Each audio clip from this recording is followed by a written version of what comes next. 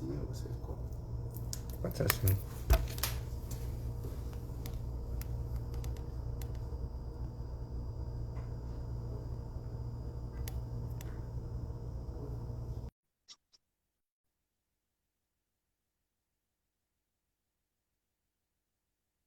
Olá, boa tarde a todos.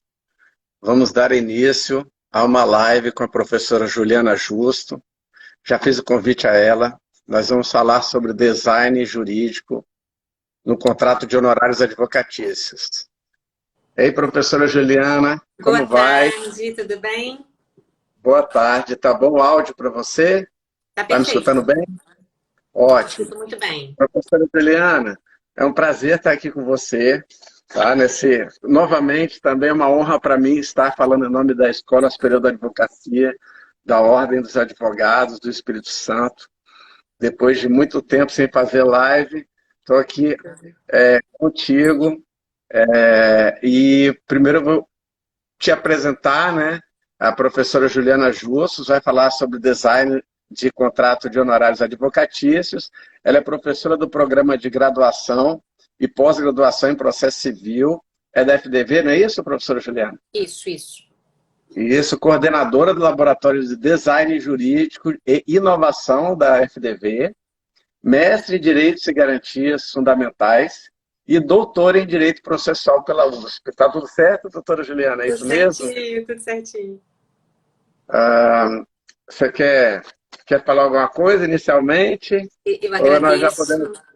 Eu só quero Certo. agradecer o convite do professor Vinícius também. Falar que eu reparei no seu currículo que você tanto está na direção de inovação da ESA, quanto tem formação em direito contratual, Instituto de Direito Contratual. E a gente vai falar justamente sobre inovações aplicadas a contratos.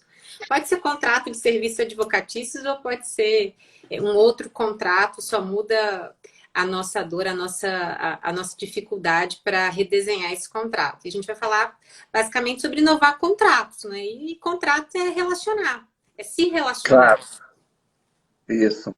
E a primeira questão que nos parece importante, professora Juliana, aqui, já dando início, porque a gente tem a orientação de não passar muito mais de meia hora, né, nessas lives, então já para o pessoal aí aproveitar o máximo possível desse design em contratos de honorários, a maioria de nós, quando fala em design, quando fala em visual law, pensa em algo lúdico, né? Em figuras, ou em QR codes, em algo assim que torne o contrato ou as peças, né? Também servem para as peças, não é isso? Uma Isso. forma mais agradável visualmente. Eu queria que você falasse para nós se realmente é isso que está restrito o Visual Law ou Legal Design. Quando a gente fala em legal design, as pessoas sempre associam muitas vezes com o design da informação, da interface, né? Essa interface é o que a gente está fazendo aqui, a gente está se comunicando via uma interface tecnológica, digital, mas ela pode ser um contrato, ela pode ser uma peça processual, pode ser um recurso especial extraordinário. Então, é onde a gente tem, é o ponto de contato. E às vezes o ponto de contato com o cliente do advogado é o contrato de honorários, porque ele tem uma negociação que é transcrita dentro de um contrato. Então, aquilo ali é uma interface. Sempre que a gente redesenha aquela interface para alcançar um propósito, um escopo, por exemplo, eu quero que ele diga sim. Então, eu quero chegar numa negociação em que ele vai embarcar no meu contrato, que ele vai contratar comigo. Então, eu vou redesenhar aquele contrato para entender o que o sistema normativo exige que esse contrato tenha. O que a OAB, os órgãos de classe, permitem que eu possa alterar nesse contrato. A gente tem que observar a integridade normativa. E qual que é o comportamento do outro? Qual que é a objeção do outro? E como que eu redesenho isso no meu contrato, na minha negociação ou na minha peça processual para alcançar o meu propósito? Então, a gente está partindo aqui do princípio que esse advogado que está fazendo esse contrato, ele não está exercendo atividade fim lá no contencioso, por exemplo. Ele está ali na postura de um contratante e um contratado. Então, ele quer ali, o escopo dele é trazer esse cliente para si.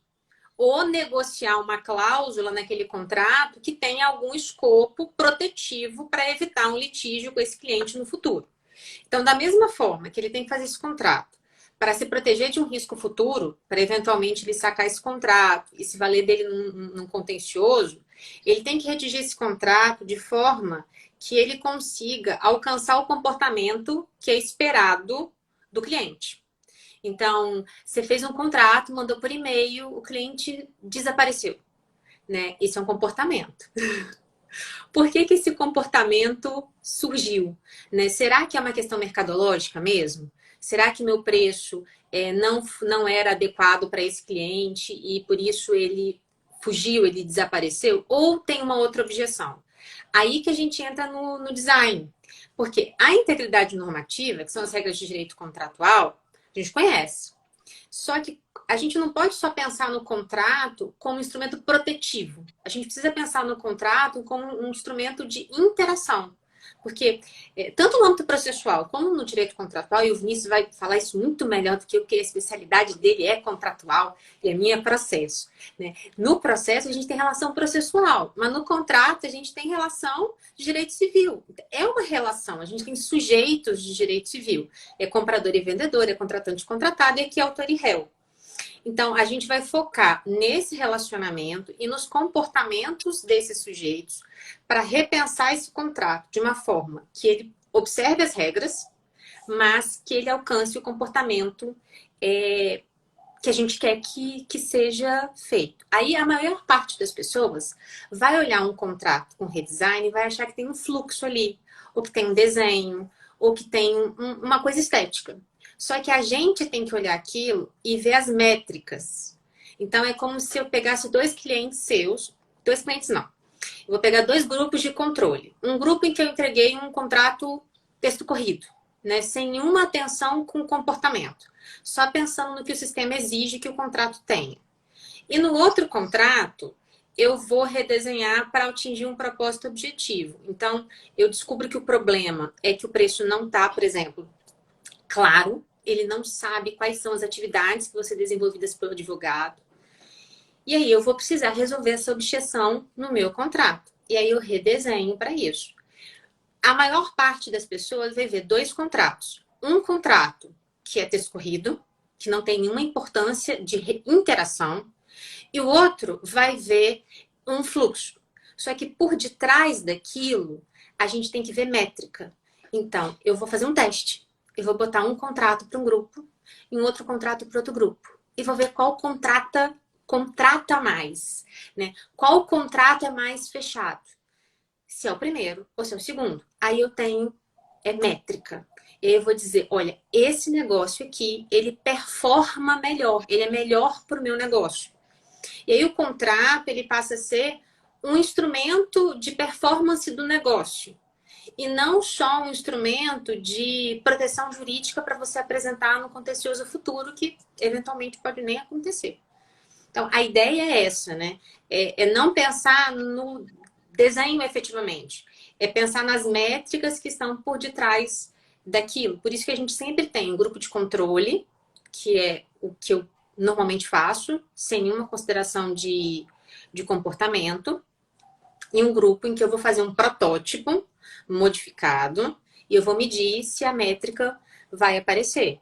Eu até coloquei recentemente um teste que foi feito no laboratório de design de Stanford, porque lá eles cobram, é muito comum o americano cobrar com hora faturável, o que é complicado, porque você tem que ficar o tempo todo justificando para o cliente por que você está cobrando e qual foi aquele faturamento, de onde que se justifica aquela hora. Então, eles redesenharam o contrato de prestação de serviços, né, identificando e fazendo algumas modificações para trazer clareza, para trazer contexto, para trazer esse contexto da precificação, como que aquela hora é faturada, quem trabalhou naquela hora, o que foi feito naquela hora, para ele não discutir isso no futuro, ou para ele não abandonar aquele contrato. Ah, não, tá muito caro, eu vou procurar um outro profissional. Então, a ideia é essa, né? A gente sempre tem que pensar na objeção. Pode ser uma objeção de preço, ou pode ser uma outra objeção. Nesse caso que você mencionou, Juliana, o advogado, ele já, embora ele não se livre dos relatórios, né, me parece, já que é um contrato onde ele vai cobrar por hora trabalhada, né, por tempo gasto, ele já tem no contrato dele, de uma forma bem mais visual, digamos assim, todas as explicações referentes ao preço de horas, digamos. Se eu tenho horas diferentes para o advogado sênior, se eu tenho hora diferente para uma diligência feita por um estagiário, etc. É isso? É isso mesmo. Tanto que eles colocam, por exemplo, our work, né? Nosso time.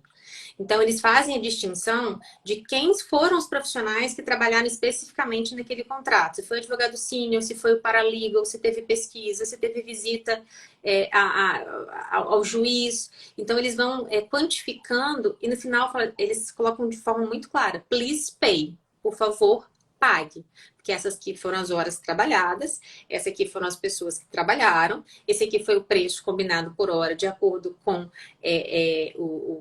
a categoria, né, desses sujeitos, então esse aqui é o valor a ser pago, com muita clareza. A ideia depois é verificar, e aí essa foi a pesquisa que foi feita, verificar se esse contrato trouxe mais satisfação e uma melhor experiência para o cliente. E em razão dessa melhor experiência, esse cliente contratou novamente, ou se ele persistiu nesse contrato em relação a um grupo de controle, que é aquele que não tem nada. Essa pesquisa, Vinícius, a gente não tem ainda. Aqui é uma questão até bacana da gente fazer. Salvo engano, a OAB da Paraíba, porque eu acabei de voltar de um congresso lá, e eles estão fazendo uma pesquisa com escritórios de advocacia, estabelecendo esses grupos de controle. Então, o escritório cria um grupo de controle, em que ele vai utilizar um documento em que ele já tem. Depois, o escritório trabalha um outro documento e envia para um outro cliente, ou grupo de clientes, então tem as métricas para poder a pesquisa ter o resultado estatístico. E é importante que você escolha a mesma qualidade de cliente. Então, tem que ser grupos representativos de uma mesma categoria. Então, se é um cliente empresarial, tem que ser as mesmas características, dependendo do tipo de contrato. É pessoa física, então você tem que ter esses dois grupos similares. E aí você faz o teste do design de contrato. E a objeção também tem que ser similar. Então, vamos imaginar, uma objeção comum é o preço. Não o preço em si, né, mas a forma como a precificação ela aparece redigida no contrato. Porque o preço, por vezes, a gente não tem como dizer, a gente precisa pesquisar se aquele preço, o problema do preço é uma objeção ao preço em si, de mercado, ou se é a forma de redação do preço no contrato, a ausência de explicação. Então, essa é uma questão que a gente, que eles vão abordar, né, nessa pesquisa. E a gente vai ter um resultado agora, talvez, com a advocacia, de forma similar ao que a gente já tem com a magistratura. A magistratura foi feita uma pesquisa para saber se a magistratura, o que a magistratura gosta numa peça processual. E aí a gente teve algumas respostas, por exemplo, de que magistrado não gosta tanto de QR Code, se no QR Code, por exemplo, tiver uma fala do advogado, porque aí teria um retrabalho, né? Ele vai ter que ouvir a fala na sustentação oral e depois vai ter que ler a peça e ainda ouvir uma outra fala via QR Code. Então, essa é uma questão. Mas na advocacia de contrato de serviços advocatícios é a primeira vez, pelo que eu sei aqui no Brasil. Sem a métrica, então, sem esses dados estatísticos, digamos assim, inicialmente a sugestão, então, seria conversar com o cliente de forma um pouco mais exaustiva para entender o perfil do cliente e tentar descobrir o que seria interessante para ele, ou seja, qual seria a dificuldade daquele cliente? Digamos que é um cliente pessoa física, ou seja, não tem vários processos, e, às vezes até mais. O único processo que ele tem na vida, o primeiro, já é uma pessoa, às vezes, um pouquinho mais de idade, né? Sei lá, uma questão familiar ou uma questão até societária. Muitas vezes a dificuldade dessa pessoa e do advogado, sobretudo, inicialmente, é mostrar, às vezes, para o cliente o que está abrangido, né? Você, então, estabelece ou estima ou propõe um valor para o seu serviço e o cliente não tem ideia do que você vai fazer para ele, do que você vai apresentar para ele. Isso. Ele esperava que você fosse atender a ligação dele às 2 da manhã, né? Ele esperava que ele fosse receber relatório semanal em razão da ansiedade dele. Nesse caso, a gente trabalha com heurísticas. Então, quando a gente não tem a pesquisa empírica do usuário, a gente também não tem do juiz, porque eu também não sei para qual juiz o processo vai ser distribuído, então eu também não tenho como pesquisar a pessoa do juiz. Então, na magistratura, nas peças processuais, a gente acaba se valendo de heurísticas, porque já existe pesquisa de interação que se aplica para a tecnologia, que tem os bons princípios do design de interação. Então, se você pesquisas foram feitas com um grupo, uma massa de pessoas, que a gente não tem uma persona, um dado representativo dessa pessoa definido, uma massa. Chegou-se à conclusão de que um bom design de um computador ou de uma página de rede social, como a nossa aqui, tais princípios criam uma boa experiência. E a gente tem heurísticas normativas, que a gente pode seguir também. Então, seguindo essas heurísticas, eu consigo um protótipo, um primeiro protótipo para testar. E aí, a partir daí, a gente vai vendo, você vai monitorando aquele contrato. Então, numa peça processual, eu fiz ali um design para conseguir uma liminar. Então, eu foquei na obtenção da liminar. Eu obtive a liminar? Qual foi a objeção? E aí volto, eu vou repensar aquela peça processual. É a mesma coisa para o contrato. Então, se eu não tenho a pesquisa do meu cliente, eu vou fazer primeiro um trabalho com ele, que é o que você falou, de entender a jornada dele. De entender qual é o desafio, o que ele valoriza no profissional do direito, para saber se o que ele valoriza está alinhado àquilo que você pretende oferecer em termos de serviço.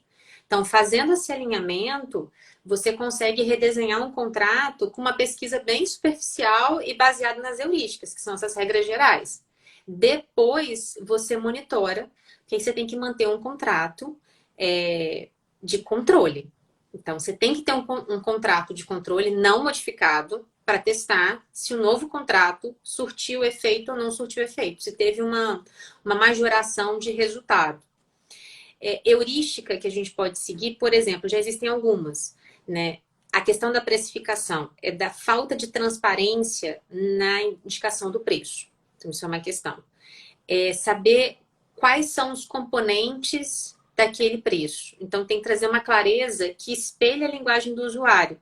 Então, se você falar que você vai fazer um recurso extraordinário, um recurso especial, ou que você já vai litigar em segundo grau, e isso pode ser não compreendido pelo cliente, e ele deixa de embarcar naquele contrato em razão disso. Então, transparência de preço, contexto, as tarefas que vão ser cumpridas, as tarefas do cliente, então o que se espera dele, qual que é o comportamento dele.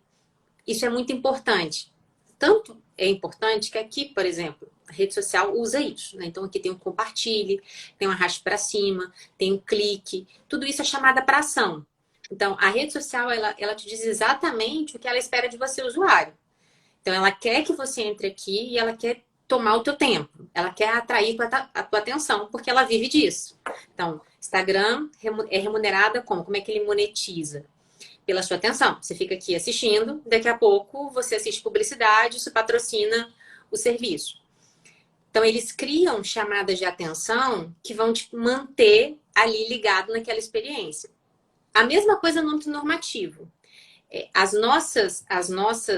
nossos objetivos, eles já são normativos. Eu quero adimplemento, eu quero observância de prazo, eu quero que ele pague no prazo acordado, eu quero que eu tenho que enviar relatório naquele prazo. Ele não pode ter uma expectativa de que eu vou enviar um relatório antes daquele prazo que foi acordado ou antes daquele momento. Eu tenho a expectativa de que ele, no prazo tal ou após o vencimento, a vitória na demanda, que haja um pagamento adicional que foi previsto no contrato. Então, a gente pode se valer ali de algumas chamadas para ação que vão incentivar esse comportamento.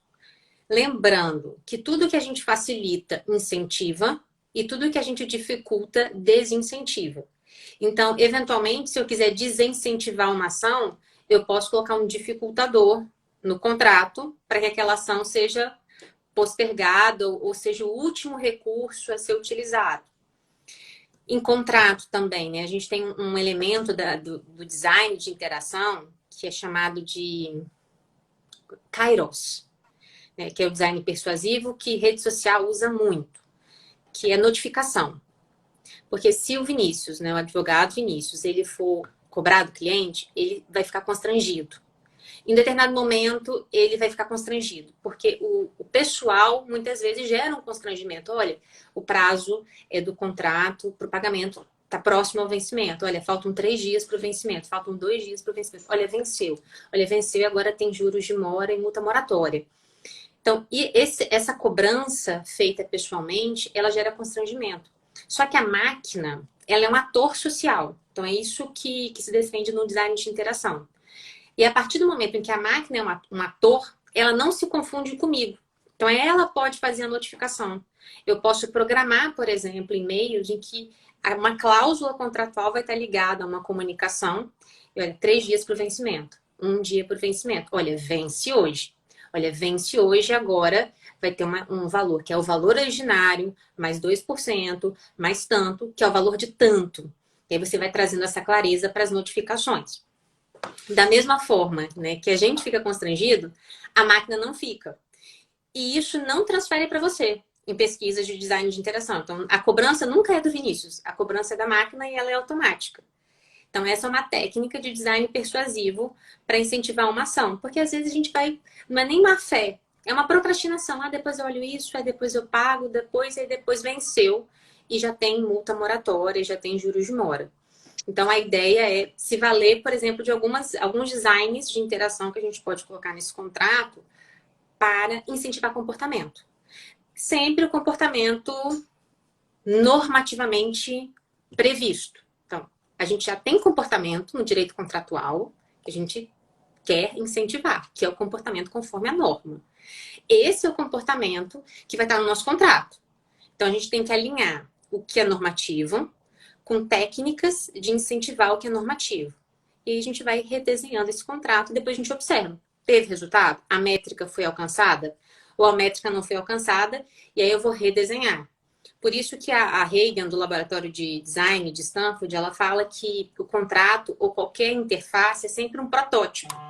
Porque eu vou, a todo momento, voltar, ver a métrica e modificar. Voltar, ver a métrica e modificar. Uma ideia é essa. Sempre pensando na performance daquele negócio. Isso pode ser para o design de serviços advocatícios, que é o que a gente está conversando aqui, em que o cliente é o advogado, né? Porque o cliente, a gente está pensando no redesenho do contrato do próprio advogado. Depois, esse advogado pode pensar no redesenho dos contratos que ele tem para os clientes dele, se valendo das mesmas técnicas. Então, não modifica muito. O que modifica é a sua pesquisa de usuário e o seu conhecimento de integridade normativa. A gente pode até pensar, por exemplo, em negócios jurídicos processuais nesse contrato, já pensando se eventualmente, né, a parte ativa do contrato, que é a parte de gestão, que é esse relacionamento de trato sucessivo, que a gente pensa que não vai ter conflito. Se porventura surgir um conflito e eu for para o contencioso no futuro, o que eu quero incentivar lá no futuro? Né? Como é que eu quero modelar esse procedimento de forma a atender um determinado escopo? Aí a gente já vai pensar para negócio jurídico processual, que também vai estar nesse contrato. Já estaria basicamente na peça processual, é isso? A gente estaria pensando... É porque não me ocorreu agora em nenhum negócio jurídico processual envolvendo... Claro, não, desculpa, você está mencionando o negócio jurídico processual, tá? Isso. Aqui em relação ao contrato de honorários, né? Isso, não me ocorreu agora nenhum voltado para o contrato de honorários. Mas vamos imaginar, sei lá, não teria segundo grau de jurisdição, a perícia seria consensual, né? Teria uma escolha do perito por consenso. Prever sessões de conciliação ou mediação, etc., né? Algo assim. Algo assim. Professora, Juliana, primeiro eu vou renovar aqui para as pessoas que entraram agora. Nós estamos falando em design de contrato de honorários advocatícios com a professora Juliana Justus, pelo Instagram da ESA e pelo Instagram da professora Juliana Justus. Professora, Algumas questões, às vezes, como a precificação, que você já comentou, e às vezes a dificuldade do advogado deixar claro para o cliente o que estaria abrangido naquela contratação, né? A gente também mencionou aqui. Se eu já tiver mais ou menos, ou tiver muito próximo da certeza de que o que incomoda, o que está incomodando o meu cliente e que, por consequência, pode me trazer problema e o que eu não quero, porque, pelo que eu estou entendendo aqui, a parte normativa nós já conhecemos, nós somos advogados, o que nós precisamos aqui de gerar comportamentos adequados, comportamentos queridos ou não queridos, aqui no caso do nosso cliente, e talvez nossos também, né? Se eu já constato, então, que esse me parece ser um problema, que solução eu poderia, como eu poderia redesenhar o meu contrato, que é basicamente um contrato escrito, para que essas situações fiquem mais claras para o meu cliente, fiquem mais, que gerem um comportamento adequado nele. Nesse caso, a gente ainda vai trabalhar com as heurísticas. Então, a gente vai Claro. seguir as regras da heurística. Por exemplo, chamar o cliente pelo primeiro nome, não pelo sobrenome. Então, se é um contratante, Juliana e Vinícius, então eu vou fazer, por exemplo, aqui uma chamada Juliana Vinícius. A gente tem algumas técnicas de design, por exemplo, se tem várias cláusulas com obrigações mútuas, obrigações exclusivas minhas e obrigações exclusivas suas, a gente tem que deixar muito claro, por exemplo, quais são as da Juliana, quais são as do Vinícius e quais são as da Juliana e do Vinícius. Então, tem uma técnica chamada swim lane, em que é duas tabelas, numa tabela um contratante, noutra tabela o outro contratado, e aquilo que for comum aos dois, uma tabela em comum, mostrando que aquela cláusula é compartilhada, aquela obrigação é compartilhada. Você tem uma dificuldade sobre cronograma de entrega de determinadas atividades. Normalmente você faz uma linha do tempo para deixar claro em que data acontece cada obrigação, o vencimento de cada obrigação, o vencimento de cada tarefa, para que ele tenha a certeza, a clareza de que naquela data ele vai receber um relatório, ou próximo àquele acontecimento, teve sentença. Porque a gente, às vezes, não tem a data precisa. Né? Então, teve sentença. Por ocasião da sentença, você vai receber um relatório. Teve julgamento colegiado em segundo grau. Por essa ocasião, você vai receber um relatório. Forma de pagamento, primeira parte, segunda parte, última parte em caso de vitória, sucumbência.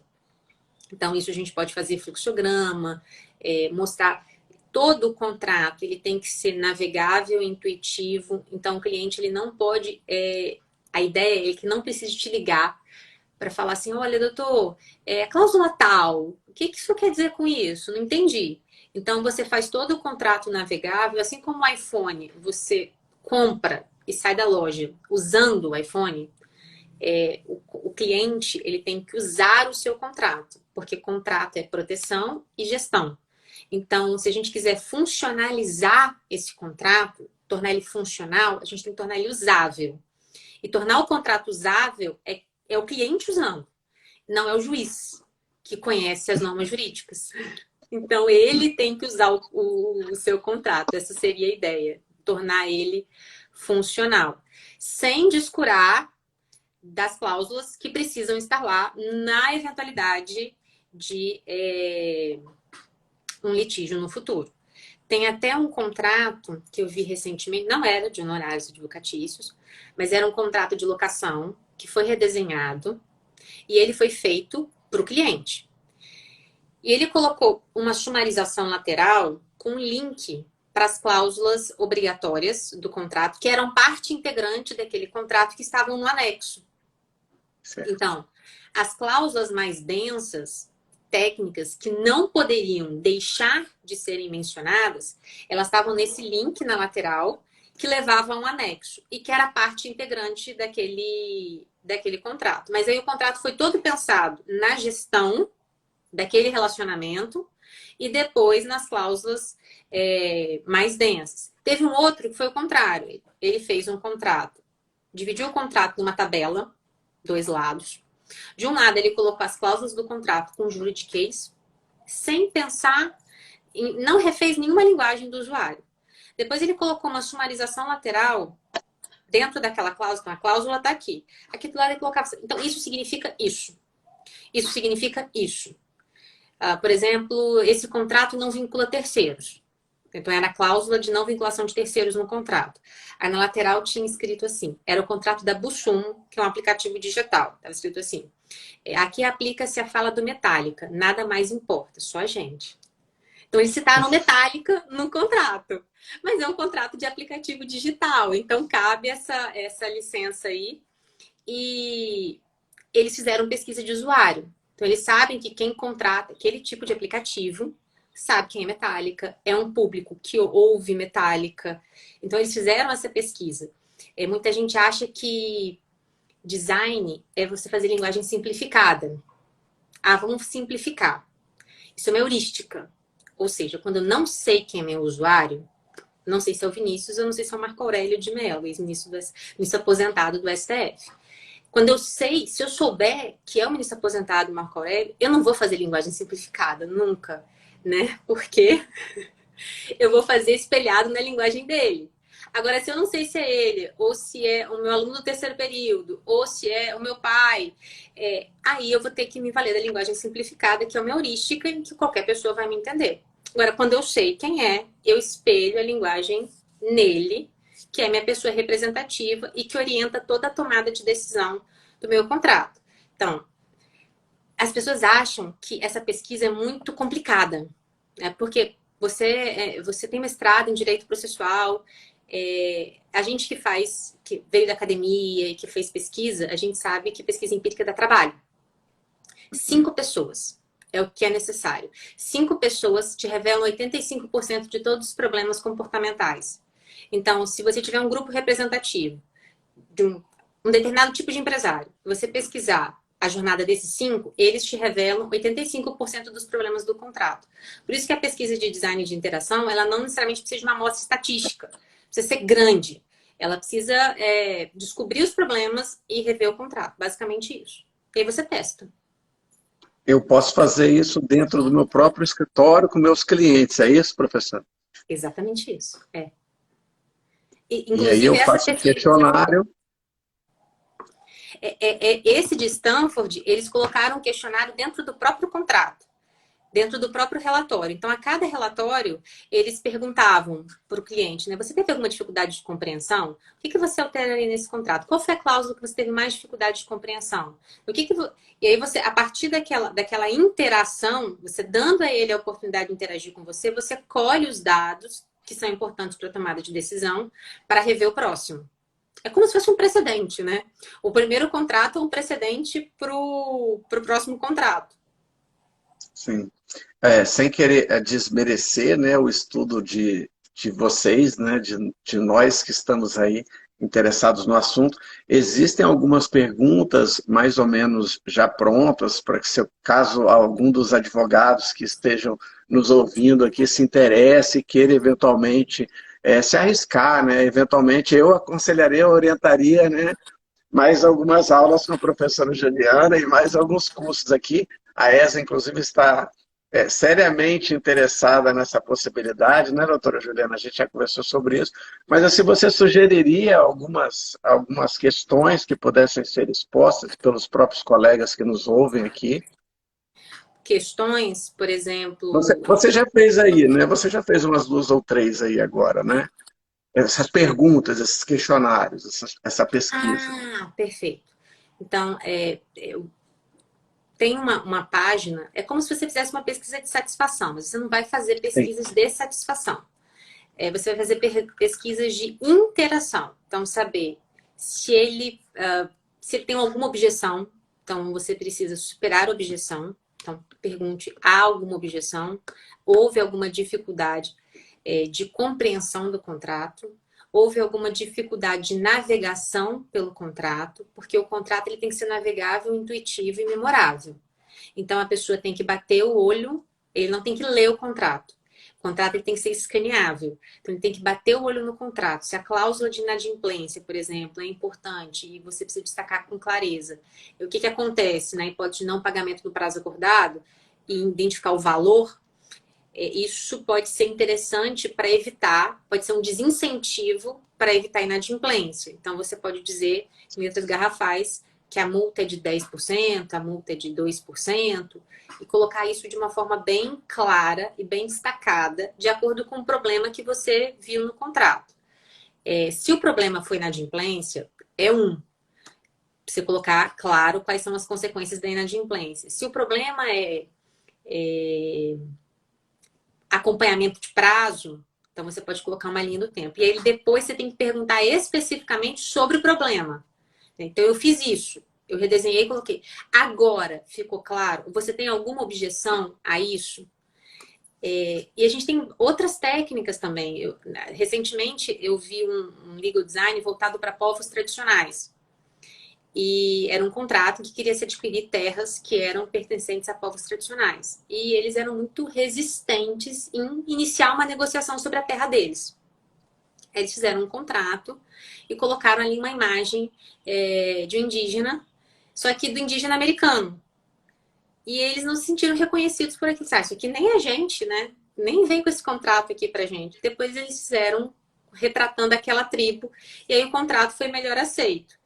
Esse é um lado que a gente tem que ver. É preciso espelhar a linguagem do usuário. Então, uma das perguntas que pode ser feita é: você teve pronta compreensão da linguagem? Esse contrato foi escaneado? Você teve dificuldade no manuseio desse contrato? Você entendeu as cláusulas X, Y, Z? Com outro cuidado, do outro lado. A gente ainda tem tempo? Não, tá. Nós estamos no finalzinho, mas pode terminar. Posso, por favor. Quando Pode você estiver do finalizar. outro lado, ou seja, alguém está utilizando um contrato que foi desenhado para você. A gente tem que ter em mente que tudo que foi colocado ali não é acidental, ele é intencional, porque ele visa um comportamento seu. Então isso tem que despertar o nosso alerta. Por quê? Como aquele contrato ele foi ideado para você gostar, para ser intuitivo para você, ele deixa de ligar a vigilância, que é o seu sistema racional deliberativo. E você acaba entrando na confiança em algumas negociações. Então, se você está do lado oposto, tem que ter o letramento para entender que esse design de rede social não é acidental, ele foi feito para viciar a gente. Então, a gente tem que ter cuidado com o uso dessa rede aqui que a gente está falando. E o contrato com design é a mesma coisa. A gente tem que ter cuidado com ele. A gente faz porque a gente quer, só que sempre nos limites éticos. Então, eu quero comportamentos normativos. Mas o outro lado pode não ter a mesma intenção. Então, a gente tem que ter letramento para lidar com o outro também. Essa é a última advertência final. Claro. Nem todo mundo é ético, né? É psicologia aplicada ao direito, né, professora Juliana? Porque o design de interação, ele bebe na fonte da psicologia comportamental. Os Professora viés. Juliana, quer acrescentar mais alguma coisa? Não, perfeito. Fique à vontade, por favor. Não, eu tô vendo que tem uma pergunta aqui, mas Isso. Perguntaram aqui para mim se a live vai ficar salva. Se der tudo certo, vai, né? Às vezes acontece dá algum bug e a gente não consegue. Você está conseguindo ler alguma outra pergunta? tem uma advogada, Beatriz, que ela pergunta como é que seria feita essa pesquisa de interação. Essa pesquisa de interação, ela diz que você tem que dividir, né? Você tem que criar 2 grupos de clientes que sejam grupos parecidos. Um grupo você mantém um documento tradicional, que é o seu grupo de controle. No outro grupo, você tem que criar o seu redesenho. Você aplica o contrato nos 2 grupos e você vai ver as métricas se aquele contrato performou melhor ou não performou melhor. Né? Qual que performou melhor. Mas antes de você fazer esse teste, você tem que fazer o que o Vinícius fez. A primeira pergunta do Vinícius, que foi como é que eu começo isso? Né? Eu vou fazer o meu primeiro. E eu já tenho quase certeza de que o problema, a objeção é esse. Mesmo quando a gente tem quase certeza, a gente pensa... a gente não conhece a dor do outro. Então, a gente sempre tem que colocar a dor do outro como uma incógnita. Por isso que pelo menos 5 pessoas você precisa descobrir qual é a jornada e as dores dela no seu contrato. Então, se elas... Você manda o contrato e elas desaparecem, você tem que começar a tentar mandar um e-mail: olha, eu te enviei um contrato, vamos conversar, vamos numa reunião presencial para eu entender o que aconteceu. você tem que ter pelo menos 5 para tirar os dados básicos. Porque senão você não tem parâmetro para redesenhar e comparar com o teu grupo de controle. Então, primeiro é uma pesquisa pequenininha, de 5. Depois você faz o redesenho e em seguida você aplica o teste. E monitora, porque é relacionamento, né? Então, monitora e vai fazendo a gerência do contrato. Acho que ficou claro, né? Foi até um acerto, né? E, professora Juliana, como a gente previu, né? Esse já é o momento de encerramento, já temos aí um pouquinho mais de meia hora. O pessoal já deve estar doido para ver a Copa do Mundo, né? Parece que a gente está competindo aí, acho que com um joguinho de futebol, não tenho certeza. Mas eu queria te agradecer imensamente. Queria dizer para você, professora Juliana, que você realmente é conhecedora da matéria, você sabe disso, e que se tudo der certo, nós estaremos aí com você junto, a ESA junto com você, para a gente fazer uns cursos aí, porque essa psicologia, ela funciona quando bem aplicada no processo, com o juiz, com a outra parte, com o advogado da outra parte, e principalmente nesse caso aqui nosso, com o nosso cliente, né, com aquele que a gente contrata, porque como você reforçou aqui várias vezes, uma coisa é a questão normativa, a outra é a questão comportamental, e a gente tem que dar ênfase para isso, para o ser humano que está do outro lado, e atendendo bem o nosso cliente, a gente fica bem com a gente mesmo, né, professora? Perfeito, perfeito. Eu agradeço o convite também. Fico muito honrada com o convite, estar aqui com você. Nós que agradecemos, eu agradeço em nome da Escola Superior da Advocacia, em nome da OAB, e queria agradecer todos os colegas aqui que estão presentes, a Débora, o Igor, o Iter, o André, a Camila, Frederico Paiva, a Beatriz que fez pergunta, a Camila também que perguntou aqui, acho que a gente respondeu aqui, a Júlia Conago, tá? Desculpa se eu esqueci alguém, mas a gente está encerrando aqui. Mais uma vez, obrigado a todos, obrigado à professora Juliana. Obrigada, pessoal.